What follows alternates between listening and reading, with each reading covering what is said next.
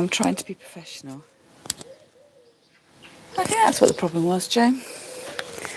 Didn't turn the microphone on. There you go. Practice, practice. So that is what I was trying to tell you. The best laid plans, Joan. Absolutely. I've woken up with a tiny bit of a migraine this morning, and I originally planned to do this live a little bit later on in the morning. And then I looked at my diary and I'd forgotten that I was having my hair cut today. So I've got a full-on day. Because we haven't got any Zoom flower class today, I thought I'd make the most of my first free day off from not teaching my classes. So I've got an appointment at the hairdresser, and I've got an appointment at the beautician's, and then I'm going to go and meet my accountant, and then possibly I'm having lunch with my accountant and another business friend. And then I'm having a meeting for Faversham Open Gardens. So if you're local, it's Faversham Open Gardens on Sunday. And I'm on the committee and I've got some organising to do. And then we're having someone come round to give a quote for our bathroom tiles. And then I'm meeting a friend for swimming in our outdoor pool. And yes, I know, having my hair cut and then going swimming on the same day wasn't a good idea. And then I got my own flower club this evening. So it's quite a full-on day. And because I'm not used to doing lives on YouTube and setting it all up and what have you, I've had to sit here. What put me off was because I went to go live from my phone, and then I had to adjust all these settings in my in the phone to allow access to my camera, my microphone and my location. And I think probably that is what threw me. I forgot to put the microphone on. So what I've got is, that's what I was cutting my flowers into. I've cut the top off a milk bottle, filled it with water, in order that as I picked, the flowers were going straight into water, so they weren't going to droop. So it looks like it's going to be a hot day today. It's always best, especially if you're picking on a hot day, to put your flowers straight into water. And if you had a bigger garden than mine or more flowers than mine, it would take you longer to cut them, and it's not really a very good idea just to hold them dry as you go around the garden, because they may well droop. So what I picked right at the top of the garden was my Michaelmas daisies, which have now disappeared.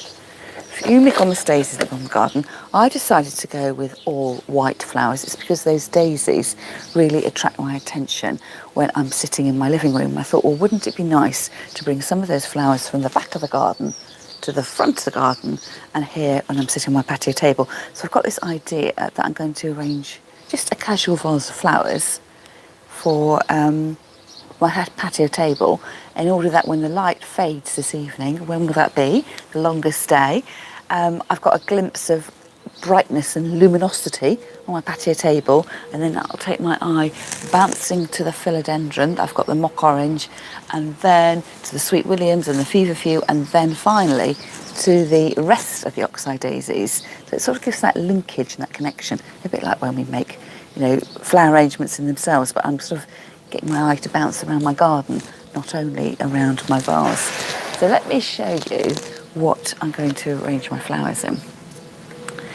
So if you're a regular follower of mine, I think I posted a picture of this on Instagram and also in my free Facebook page, Flowers Start World, so I'll remember to leave a link to that. I went to a car boot sale a few Sundays ago on a day very much like this, when I got wet feet as well from the grass on the cricket pitch. And this is an enamel pot. And I think it's brand new enamel, it's not vintage enamel. Thanks, Joan. And it came with a little cup lid, and the label on it said it was a teapot or a coffee pot, but I don't see how it could ever have been used like that. I think it's just something modern and decorative. And the little cup had a peculiar ridge on the top and actually only loosely fitted on the top, so it would never actually stay. You couldn't have carried that around as a teapot. And I thought it would make a rather nice sort of utilitarian vase. It's not going to get damaged. It was on my patio table, and it's got that sort of modern, clean look that's still fashionable at the moment.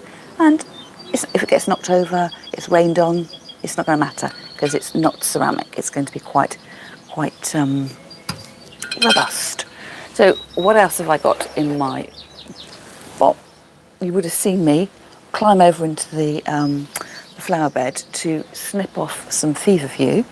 So my husband is the gardener at home, and he gardens not for flowers or greenery, but for wildlife interest.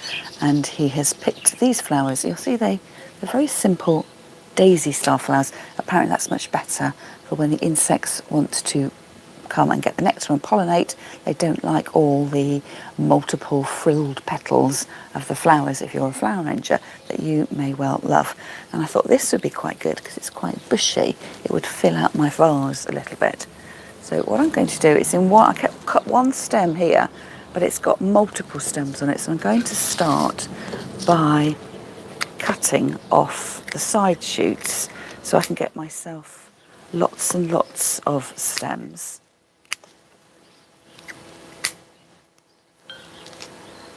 Be that one there as well.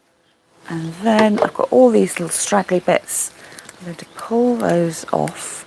I don't want to have any leaves in the water. That will, especially with this heat, they'll start to rot off and it turns the water sour. I don't know if you've ever tipped out a vase of flowers where you haven't changed the water and it does whiff a little bit. And then, as I say, it's not going to be a massively complex arrangement. It's just going to be a casual plonk really of flowers in here. But what I am going to do, I need to work out how long to cut my flowers. So I'm going to hold them up against the tub and then I know where to cut. And then I can slide that into my container. I probably need to go back a little bit further so you can see what I'm actually doing on the table. Let's see if I can do that without pinging my container over. Let's move those over to this side. So I'm going to make a framework of flowers, first of all, using the feverfew and taking off the leaves of those ones. And then, because these are all draping over this side, I'm going to then have my other flowers draping over the other side to make it look more balanced and rounded. So that's the thing with flowers from your garden. They're not commercially grown, they're not really, really straight, and sometimes they bend off in different directions. So I'm just trying to work with what nature's given me. Because I've cut off those other stems, I can make them curl back the other way as well.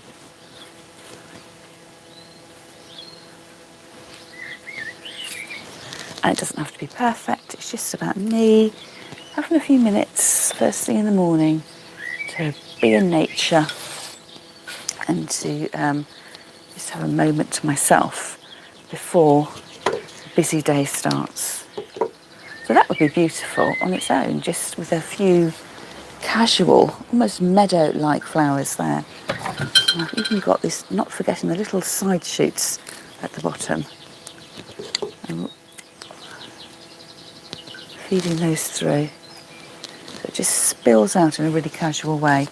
And then to repeat the look with the daisies, I'm going to put it all in my hand, take off those lower leaves.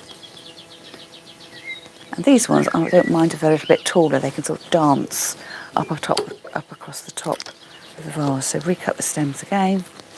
It's good practice to do that. They don't seal up that way. Probably perhaps a little bit hidden, but when I get close I'll be able to see there's a different size in daisy, and that little droopy one there is just spilling out over the edge of the vase. And then my last few stems, I've got a bizarrely shaped Sweet William there. It's obviously, I think it was lying across the grass and then the soil and then grew up that way. So it's bending, the weight of it has snapped the stem. So I'm going to cut it off where it's snapped, take out those lower leaves again, and that's really short, so I'm going to put that one right down at the bottom of the vase. And this one, complete with bindweed. We've got lots and lots of bindweed in our garden. I'm going to carefully unravel that off, pinch off the leaves, and then have that one a little bit higher. So you sort of notice this one here, and then your eye bounces up to that one at the top. And then the beautiful scented Philadelphus, absolutely gorgeous.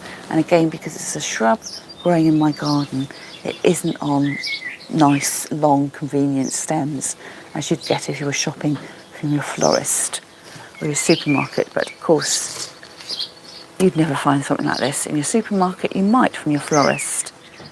And that's the beauty of having flowers in your garden. You can pick what you want. So what I'm actually going to do is put this flower in upside down. So that's the lovely front face of the leaf. And that's the back of the leaf, but I want to work with the arch of the flower. So I'm actually going to have it so the flower faces out and you'll see the underside of the leaves. Again, just having a little bit of a measure up. Put that one down there, like that. And then what do I do with these? Remembering I've got a cut stem here. Cut there and cut there, and just remembering which stem was actually down in the water, which I think it was this bit here. So I'm going to cut out that top stubby bit there. And again, everything's sort of shaping downwards. So what I might do is put that in the middle and see whether I can just fan out some of the other flowers around it. And then hide the fact it's got that stubby bit. Something a little bit like that. That's flattened everything. I'm going to take out a couple of those feverfew stems and reposition them just so it covers up the little bulk of that cut end. And then what I like to do is just lift them up and drop them down to the vase just to make sure that every single one of the stems is still in water.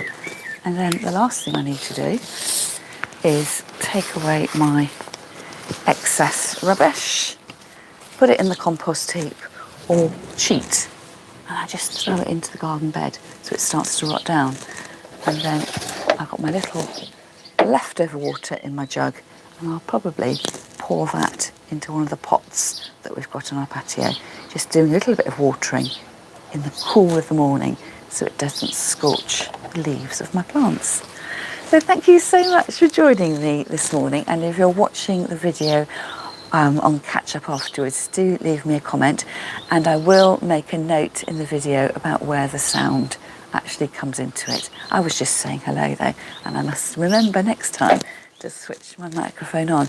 So my plan is that throughout the summer I'm going to do a live video at breakfast time, so probably normally just after 8 o'clock in the morning on British summertime here in the UK, and I do a collection of vases, just picking what I could from my garden to show you that you don't need loads and loads of flowers to make something that's really pleasing, and just take a moment to have a little bit of peace and quiet in the garden, so it sort of gives me a really good start to my day. So I'm going to say goodbye now, and no doubt, because I haven't done a YouTube live for a long time, there'll be a bit of fiddling around. I can't remember how to switch off. It's not quite so obvious when you do a Facebook Live. Oh, thank you, Joan. Thank you for watching. Yes, it'll be quite interesting, won't it, Jane, to see how the vase changes over the summer months. And, right up into September, I wonder what will be in that vase. So I shall move my ugly milk bottle out of the way and say goodbye, and I'll catch up with you same time, well, almost the same time next week. And if you're on Facebook, don't forget to join my free Facebook group. And I usually go live in my Facebook group at about midday on a Friday. That's all from me for now, and I'll catch up with you next week.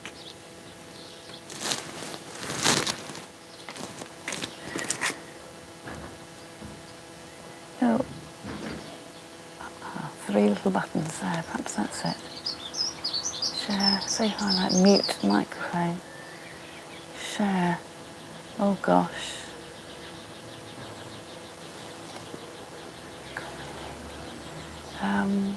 Perhaps it's just a cross there. That might be the answer. Yes. Right, I'm saying goodbye now.